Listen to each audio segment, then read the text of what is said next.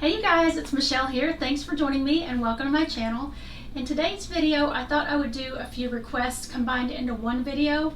When I did one of my last few videos about how I style flat lays, I got some requests for a follow-up video on how I edit my photos for Instagram and YouTube, and also how I store my props, and also how I plan out my feed or my grid for Instagram. So I thought I'd go over those three things in this one video today with you. So if that is something you want to see, stick around.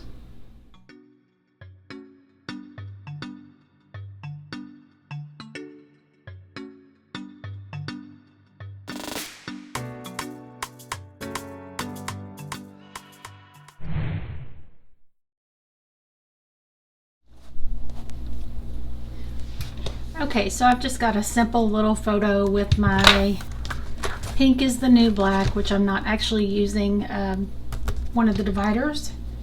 So I'm going to take a photo of this and show you how I'm going to edit it. Okay, so now we're back at the desk and I'm ready to edit those photos. So I'm going to go to the first one I took, which is right here. First thing I want to do is crop it to a square and get all of this stuff that's not supposed to be in it there. Get that out. So now I'm going to get out of that and go to Pick Tap Go Classic, and I'm going to select that one that I cropped and go to edit. And I turned out some of the lights so hopefully you can see this, and I zoomed in. So here I am at the app and I'm going to go to, I've selected this photo and I'm going to scroll up to, these are my style, these are 3 recipes that I've saved, but I usually like to just go from scratch with each photo because of the different lighting and backgrounds and the subject and everything. So I'm just going to go to filters and it's on basics. And typically what I do with every single planner photo, whoops, yay, my order from the Happy Planner has been shipped. Okay, and so I'm going to go to, this is my general recipe. Now, sometimes I'll adjust it here or there, just depending on the photo. But first I'm going to go to auto color and take it down to 25% approximately. Okay, I'm going to say, I'm just going to keep that. I'm going to scroll back to the different filters or the different adjustments. Now I'm going to go to right above it, auto contrast, and do that at 25%. Right about there. And the next thing I'm going to do is go over here to crispity, because that's going to make everything crisp and make the kind of like the black point sharper. So I'm going to do that. And all the way, usually, I'll almost always keep it 100% on the crispity. Then next is lights on. This is highly subjective to whatever is in the photo. I feel like since this is so black and white that it's okay. I'm going to keep it at 100% just to see. Or actually, I think it fades everything out, especially like the top of this a little bit too much. So I'm going to take it down just a hair, so maybe like to 75%. Then I'm going to go to shadows. And this is subjective too. It depends on the photo. See how that fades out all of the black? Let me take it down. I'm not going to do the shadows at all on this one, but a lot of times I will do shadows like halfway. And then that's going to be my final photo. So I'm going to go press go and save it to my camera roll. Occasionally what I will do with a colored background, if there are any blemishes or even a white background, I'll take it into Facetune. So I'm going to get out of this and I'm going to go to Facetune right here. And I'm going to open this photo, this one, and this is where I can smooth out anything. Okay, I'm going to zoom in on this and show you. See this little mark on that poster board right there? I don't know if it's showing up on camera, but it's like just a little spot. Okay, so I'm going to go down here to this little toolbar and scroll over to Patch. And I've got to readjust it to where it was. Okay, and then click Patch, and see these 2 little circles that came up? One of them is going to be what you're trying to cover up. So this splotch right here, I'm going to put that in the circle, and then whatever I want to cover up that splotch, I'll have it like anywhere up here where it's a nice even pink background, and then I'll click check. So that took that spot out. Now if I undo it, you can see it again. And redo it, and it's gone. And there's another one over here. I'm going to do the same thing. So I'm going to patch. Whoops. I hit patch, and there are those two circles. The one with a little line on the inside, that's the one where you want it to be the new area to look like. So I'm going to put this over the little spot right there, and then here's the one that is selecting the color that I want to use to cover that up, and I'm going to hit check, and now it's even in pink. If I go back, you can see it came back, go forward, and it's gone again. And then if I wanted to even out some of these shadows, I don't like to do this a lot because I like to keep it as natural as possible, but I can go to, I've got a stylus here, go to tones, and then you can go to the palette like this and just choose whatever tone you want, you know, and go all the way through the color scale there, or you can go to picker. So you can pick anywhere on this picture that you want to be your color where you're gonna even out the tone. So I like just this spot right here where there's no shadow. It's a little bit of a lighter pink. So I click that. Now I'm gonna click tones again, and it's gonna have that in its brush. So anything I touch with this stylus, or you can use your finger, but it's easier to me to use a stylus. And like I said, I don't like to do too much of this, just if there's an obvious difference in the shading. Okay, so I did that spot there. Now if I go, see this little circle that has the picture in picture? If I press that, that shows what it looked like before, and that's after. Before, after. So you can even zoom in. See, there's another spot I could have done with a like the patch, but you can basically just kind of even out your backdrop. See, it took out those shadows. Okay, and then you could do the same thing up here.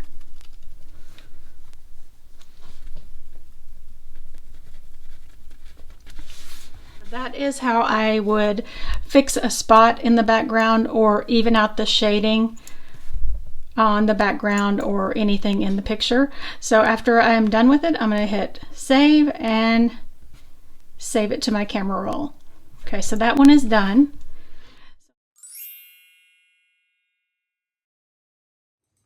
Okay, so we're over here at my desk now, and I thought we'd snap a picture of something and go ahead and edit it. So here is my May Currently page. I haven't gotten through filling it in all the way yet, but let me pick a different background. Let's see.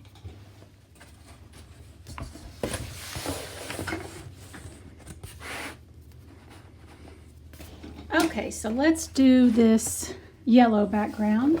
No, let's do this neutral kind of blush pink, because that goes with everything. We already did the video on styling it, but I'm just going to put something in here just for the sake of having something. I'm just going to keep it simple, and this will be my photo. Okay, so I'm going to open this photo and go ahead and crop it.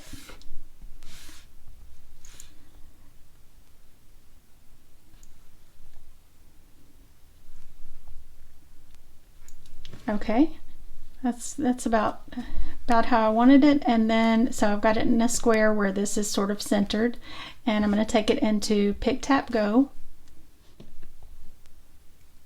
and I'm going to do that same little recipe, auto color to about 25%, auto contrast about 25%, crispity, and then lights on, not so much though. So I really like the way this looks. I don't even think I want to bother with the shadows because the background is that sort of watercolor peachy poster board that I use, and I really like using that one because it doesn't require a lot of evening out because there's already a natural variation in the background. So it makes for easier editing to me. So I'm going to go ahead and keep this one just like this, and I think that is all I need to do to that one.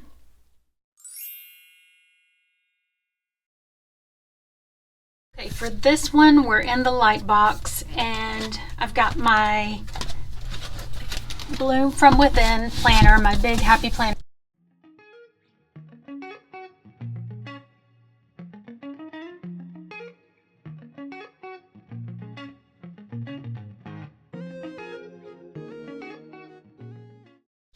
So I'm going to first crop this to a square.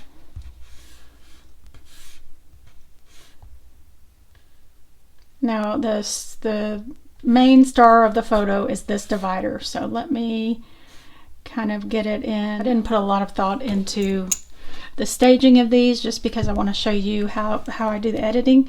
So let's get a little bit more of it. Say this is our final photo we want to go with, so click done. And I'm going to take it into Pick Tap Go. So Pick Tap Go Classic is right here.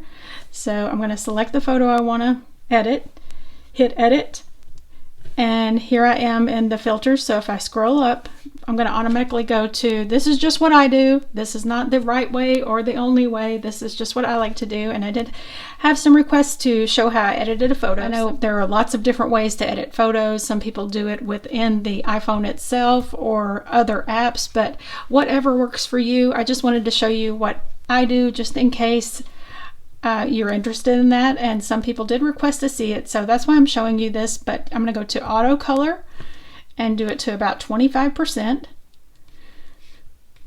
Now auto contrast, about 25% again, and then crispity over here all the way on crispity, and lights on. Okay, and that made everything just a bit too pale. See the background of that and everything. So I'm going to take it down, I don't know, maybe halfway. Okay, and let's see if we want to add any on shadows right here. That makes it a bit too washed out. So I'm going to take that down till I think it looks, you know, it brightens it some, but it's not too washed out. So maybe like almost half. All right, and I'm going to keep this as my final photo, so I'm going to save it.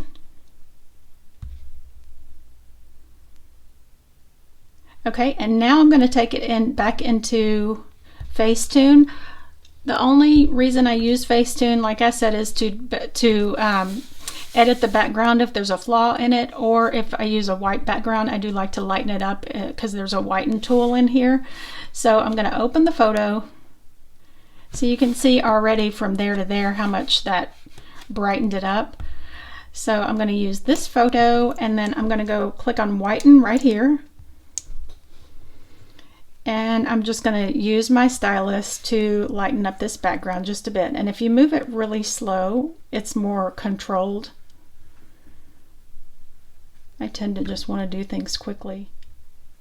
This is probably the best way to go slow though, because you don't accidentally lighten something that you don't want to. So all I'm doing is just evening out the background. So I did that corner there. So if I click this before and after, you can see the shadows come back. Okay, so I'm going to go ahead and just do that in the other corner. And you, like I said, just be careful you don't. Just be careful that you don't lighten anything you don't want to lighten. And I think it's okay to have a natural shadow in a picture. I think it looks natural, but I don't like to have too much. Okay, so I'm satisfied with that, how even that background looks, because this is before and that's after. So it does brighten it up quite a bit. And I don't have anything else I want to edit on here, so I'm just going to click Save to Camera Roll.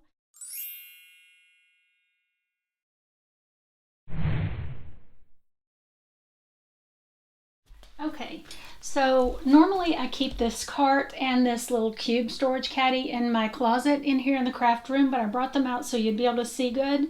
And I have most of my props stored in here, so I'm going to pull this forward. And I'm going to take this camera off the stand so I can put it over the top of it and show you what all is in there and how it's organized. This is a 3-tier cart that I got at Michael's. I used to keep my sticker books in this before I upgraded to that larger one, the Hudson one. Okay, so in the top tier, this is one of those sticker storage units from the Happy Planner that came, I think, with the flowers bundle. But I've got all my little like tropical leaf stems, and I've got some larger ones here back behind there. And these are just, they're on a stand, so that's why they're in there, because there's nowhere else for them to stand up, but they're just little masquerade mask things. And then I've got a couple of different types of faux greenery in here in these top 2 compartments. And then are these front 2 compartments.